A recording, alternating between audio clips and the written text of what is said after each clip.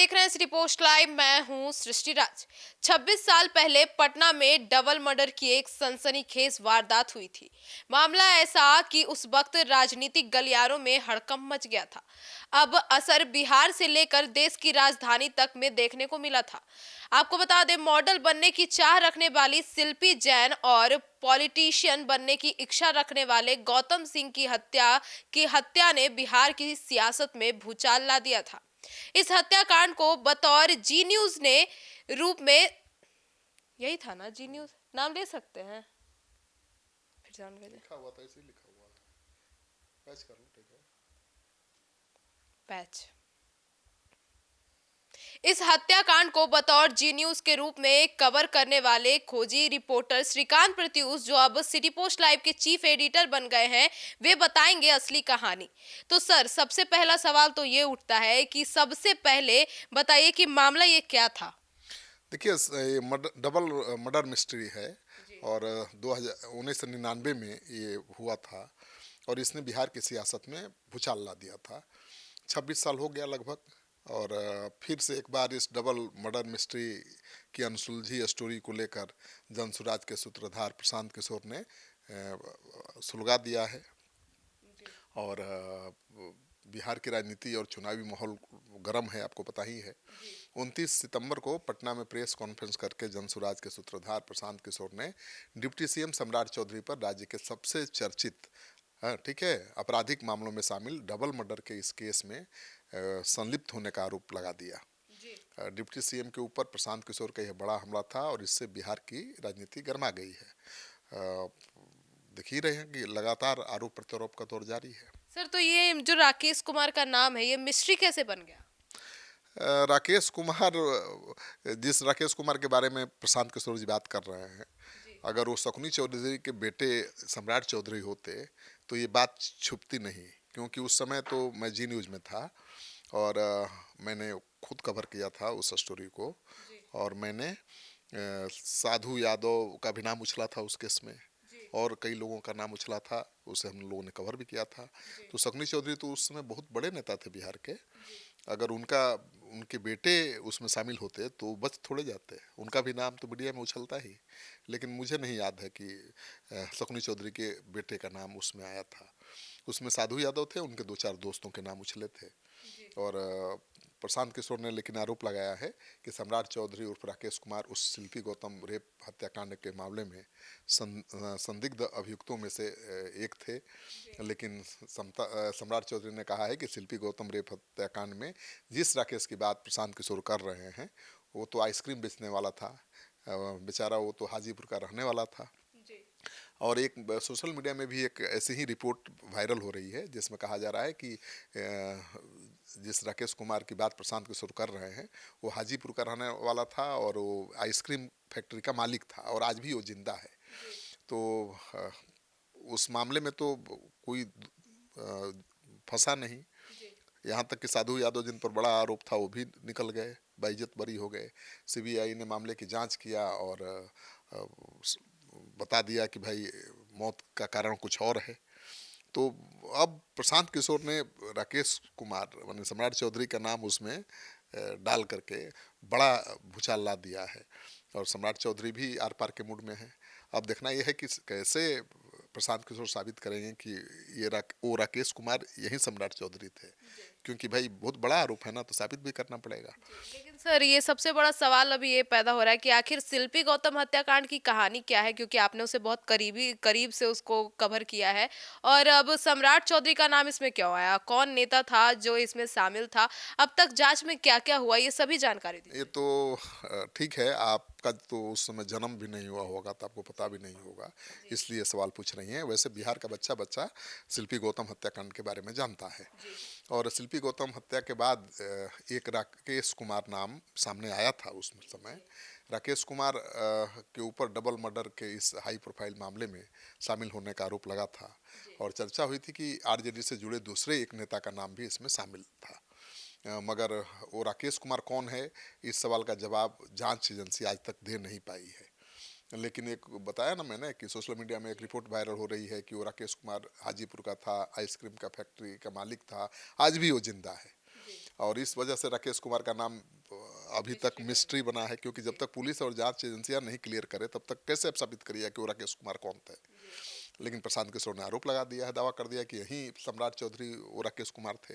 लेकिन मैं सोच रहा हूँ कि अगर यही सम्राट चौधरी राकेश कुमार थे तो फिर मीडिया में क्यों नाम उछला नहीं, क्योंकि राकेश कुमार अगर सम्राट चौधरी थे तो उनके पिता तो बहुत बड़े नेता थे, शकुनी चौधरी, तो उनका नाम दब कैसे सकता था, नहीं दब सकता था। जैसे साधु यादव का नाम उछला वैसे उनका भी नाम उछलता, लेकिन ऐसा हुआ नहीं। इसलिए मैं मानता हूँ कि ये कोई दूसरा हो सकता है। सर लेकिन ये शिल्पी और गौतम कौन थे? देखिए, शिल्पी जैन पटना विमेंस कॉलेज की छात्रा थी और पढ़ाई लिखाई के साथ साथ मॉडलिंग करती थी, और साल 1998 में वो मिस पटना भी बनी थी।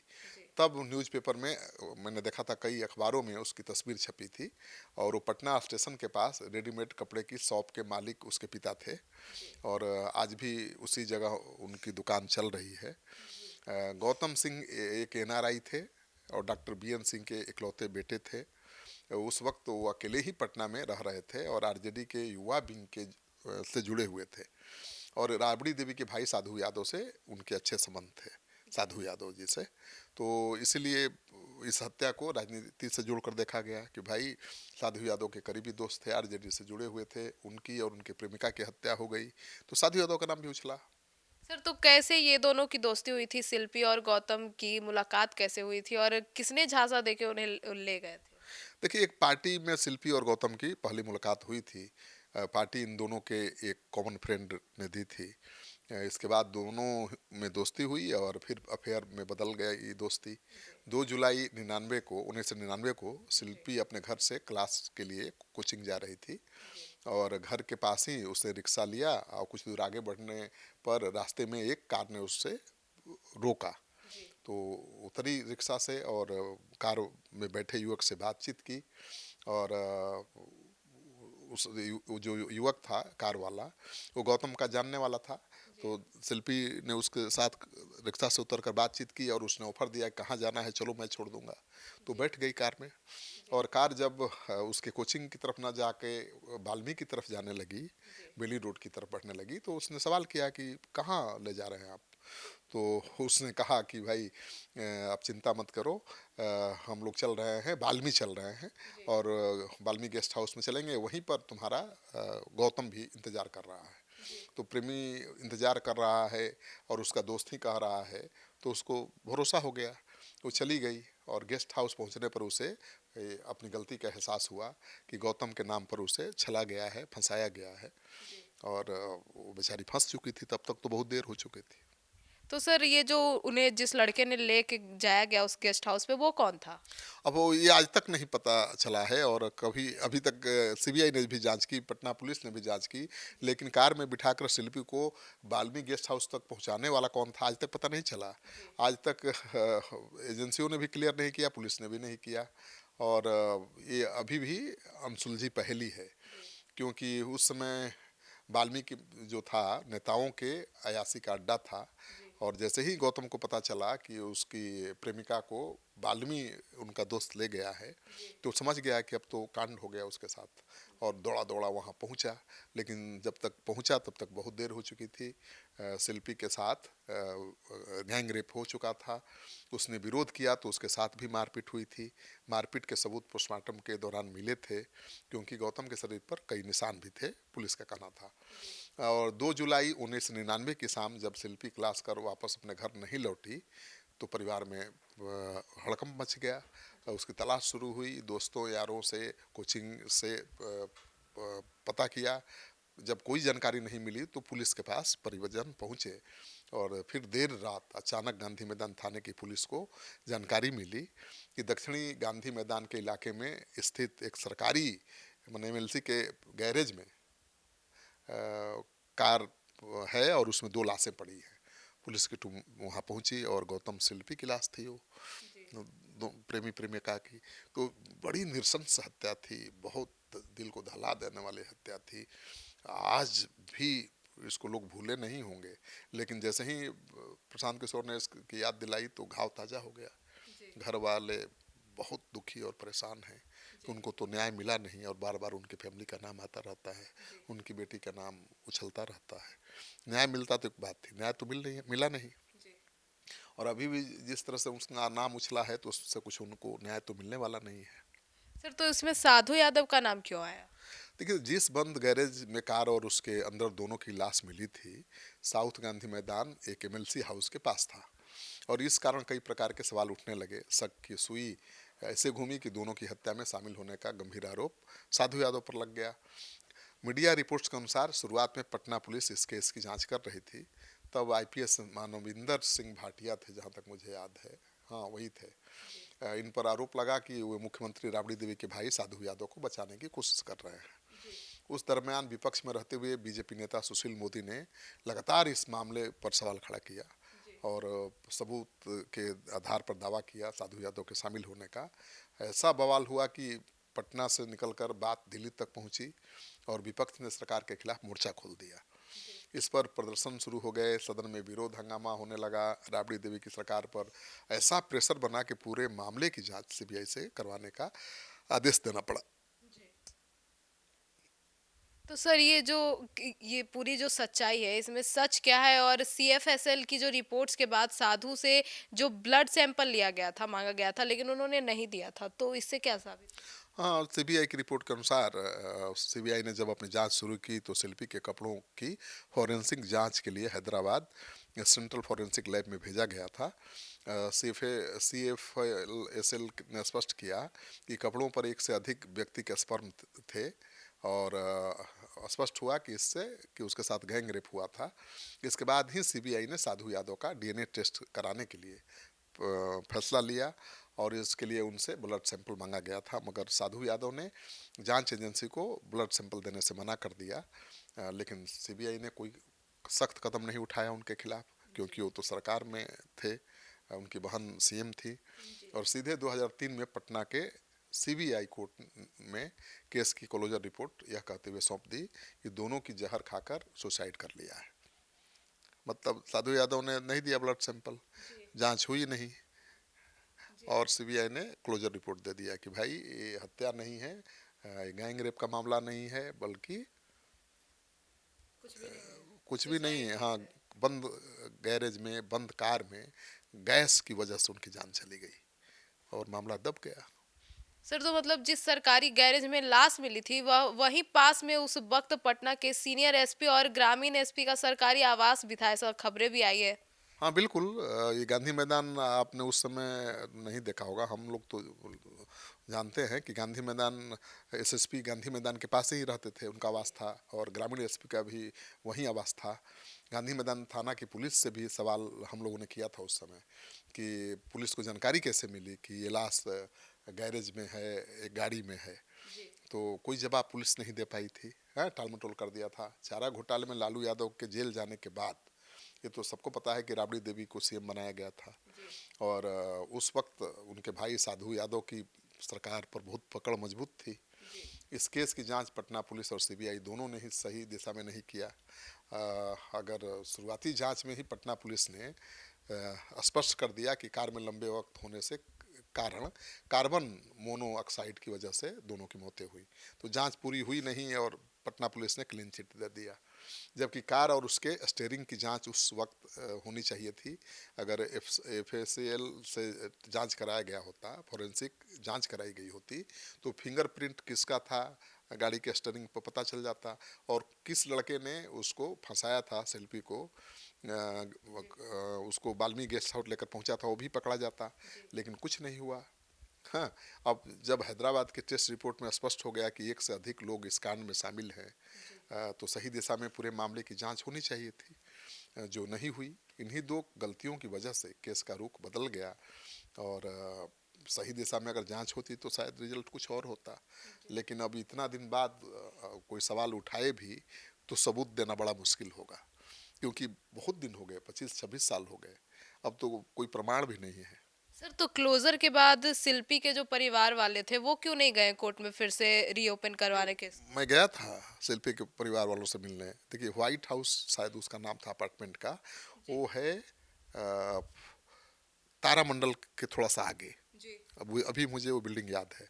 तो सेकंड फ्लोर पर शायद शिल्पी गौतम का परिवार रहता था। मैं गया था, उनके परिजनों से बात की थी। जब हत्या हुई थी वारदात, तब भी हम लोग गए थे कई बार। और शिल्पी की हत्या के बाद परिवार पूरी तरह से टूट गया था, दहशत में था। 2004 में सीबीआई की क्लोजर रिपोर्ट को पूरा परिवार चैलेंज करने के मूड में था। हाँ, लेकिन पता नहीं क्या हुआ। हाई कोर्ट से लेकर सुप्रीम कोर्ट तक लड़ने की तैयारी थी। घर के लोग कह रहे थे कि छोड़ेंगे नहीं, दोषी को जरूर सज़ा दिलाएंगे, और दोषियों को सज़ा दिलाना चाहते थे। मगर शिल्पी के भाई को अचानक 2006 में एक दिन किडनैप कर लिया गया। मतलब धमकी देने की कोशिश की गई। बिल्कुल। और 2 दिन बाद उसे छोड़ा गया और वो वापस घर लौटा। उसके बाद परिवार ने चुप्पी साध ली। परिवार में हम लोग गए थे उसके बाद भी, तो कुछ भी बात करने के लिए तैयार नहीं था परिवार। मतलब उनको डर ये सताने लगा कि जो बेटी का हाल हुआ वही बेटे का हो सकता है। तो क्या जमाना था। पर ये कितना बड़ा हत्याकांड था, इसके पीछे साफ आरोपी थे पर इसे सुसाइड केस करा दिया। बिल्कुल, तो ऐसा ही होता है। पुलिस नहीं चाहे तो पुलिस चाहे तो एक छोटी सी भूल को बड़ा अपराध साबित कर देगी। अगर पुलिस चाहे तो एक बड़े अपराध को छोटी सी भूल साबित कर देगी। ये होता रहा है शुरू से। सर, पर क्या अब इस केस को न्याय मिलना चाहिए? ये जो शिल्पी अब गौतम कैसे हत्या। न्याय मिलेगा? देखिए, जितना लंबा मामला कोई खींचता है ना, उतना ही कमजोर हो जाता है। जी। तो ये तो 25-26 साल हो गया। अब किस कैसे प्रमाण मिलेगा? अब वो उस कार को कहाँ खोजेगी पुलिस और जांच एजेंसी जिस के स्टेयरिंग पर उस शख्स का हाथ का निशान था जो शिल्पी को फंसा कर ले गया वाल्मीकि गेस्ट हाउस तक। जी। अब कैसे जांच होगी? क्या फिर से जांच होगी? उन लोगों की डीएनए टेस्ट होगा जिनके नाम आए थे इस कांड में? जी। कई सवाल हैं। ये देखिए, ये लोग लगभग धीरे धीरे भूल गए थे, जी। लेकिन फिर से प्रशांत किशोर ने इसको तूल दे दिया है। लेकिन होना तो कुछ नहीं है, न्याय तो मिलना नहीं है। न्याय तो जब उस समय नहीं मिला तो आज क्या न्याय मिलेगा? तो अब तो साधु यादव जी से मिलेंगे तो उनसे हम पूछेंगे कि भाई ये कैसे आपका नाम उसमें आ गया, और कैसे ये सच है कि नहीं है जो खबर है कि आपसे सैंपल मांगा गया था, ब्लड सैंपल डीएनए टेस्ट के लिए, तो आपने वाकई इनकार किया था। हाँ, क्या कोई इनकार करेगा तो जांच एजेंसी बैठ जाएगी, मान जाएगी और क्लोजर रिपोर्ट दे देगी? ये भी बड़ा सवाल है ना भाई। अगर मान लीजिए कि जो आरोपी है उससे ब्लड सैंपल मांगा गया डीएनए टेस्ट कराने के लिए और उसने कहा कि हम नहीं देंगे, तो क्या जांच एजेंसी चुपचाप बैठ जाएगी और मान लेंगे कि अब चलिए अब आगे जांच नहीं बढ़ सकती है, अब अपना क्लोजर रिपोर्टर दे देगी कोर्ट में? ये भी तो सवाल है। तो बिहार पुलिस, पटना पुलिस, जांच एजेंसी, सबकी भूमिका पर सवाल है ना भाई। जी। तो सत्ता पर अगर सत्ता के शीर्ष पर प्रभु अगर स्थापित है तो कुछ भी हो सकता है। और सत्ता के शीर्ष पर जो बैठा हुआ प्रभु होता है उसके लोग अगर छोटी बड़े अपराध भी कर दें तो भूल साबित कर देता है। सर, तो ये घटना और इस घटना में क्योंकि उस वक्त आरजेडी की सरकार थी, तो कहीं ना कहीं इस घटना अगर फिर से प्रशांत किशोर इसको निकाल रहे हैं तो जनता के बीच ये भी तो मैसेज जाएगा कि अगर फिर से महागठबंधन की सरकार आई तो कुछ ऐसा हो सकता है। बिल्कुल, यही नैरेटिव मजबूत होगा कि जी। देखिए क्या होता था लालू राबड़ी जी के राज में। जी। तो प्रशांत किशोर जो सवाल उठा रहे हैं उससे तो इसी नैरेटिव को ज़्यादा बल मिलेगा। और कई ऐसे नैरेटिव सामने आ रहे हैं। अब देखिए, ये तो कैसा ही चंपा विश्वास का मामला भी अब उठ रहा है। चंपा विश्वास। हाँ, एक आईएएस की पत्नी थी जी। और उनके साथ सालों साल तक रेप किया गया। रेप करने वाला कौन था? आरजेडी के विधायक का बेटा हेमलता यादव। बहुत दबंग राजनेत्री थी, लालू यादव के बहुत करीबी थी और सरकारी क्वार्टर में वो भी रहती थी। बगल वाले क्वार्टर में वो आईएएस रहता था और उसकी पत्नी के साथ कई महीने तक, साल तक रेप होता रहा, बेटा करता रहा। और उस मामले को भी सुशील मोदी ने ही उठाया था। तो शिल्पी गौतम कांड को भी उछाला था सुशील मोदी जी ने, और शिल्पी गौतम हत्याकांड को भी सुशील मोदी ने उठाया था जोर शोर से, और सीबीआई जांच हुई थी। और इस मामले में जो मैंने बोला चंपा विश्वास के मामले में भी सुशील मोदी ने ही अहम भूमिका निभाई थी। जी। लेकिन उस केस में भी जेल तो गया हेमलता यादव का बेटा, वो भी जेल गई, लेकिन फिर सब बरी हो गए। न्याय तो मिला नहीं। और वो आईएएस कहाँ खो गया, उसकी पत्नी कहाँ है आज, किसी को नहीं पता है, सब लोग भूल गए हैं। तो उस समय ऐसी ऐसी बड़ी घटनाएं हुई थी, और उसी की याद दिलाकर एनडीए ये नैरेटिव सेट करना चाहता है कि देखिए क्या होता था उस समय, और जनसुराज। फिर तेजस्वी आएंगे तो क्या होगा। जी। बीजेपी भी कर रही है, जनसुराज भी कर रहा है। जी। आज तो बीजेपी के केंद्रीय गृह राज्य मंत्री नित्यानंद का प्रेस कॉन्फ्रेंस था, जी। और जंगल राज के नैरेटिव पर आधारित था। मतलब उसको और मजबूत करने के लिए ही ये प्रेस कॉन्फ्रेंस था। बड़े बड़े पोस्टर बैनर लगाए गए थे प्रेस कॉन्फ्रेंस में कि देखिए जंगल राज, ठीक है, इतना हत्या, इतना नरसंहार। तो जो जंगल राज का नैरेटिव है पहले वाला, लालू राबड़ी जी के राज का, उसको मजबूत करने में कोई कोर कसर बीजेपी तो नहीं उठा रही है, और प्रशांत किशोर उसमें और आहुति दे दे रहे हैं। जी। तो मामला गर्मा गया है। जी। तो सुना आपने हमारे इस डिबेट को और इस पूरे घटनाक्रम को, ये जो मर्डर मिस्ट्री थी जिसका आज तक इस पे कोई निर्णय नहीं हुआ, कोई इंसाफ नहीं मिला, इस पर आपकी क्या राय है कमेंट सेक्शन में जरूर बताइएगा। और इस पर भी अब जांच करना बहुत जरूरी हो गया है कि आखिर प्रशांत किशोर सम्राट चौधरी पर जो इल्जाम लगा रहे हैं उसमें कितना सत्य है। अपनी राय कमेंट सेक्शन में बताना बिल्कुल ना भूलें। तो फिलहाल इस खबर में इतना ही। आगे की खबरों के लिए जुड़े रहिए हमारे साथ। धन्यवाद।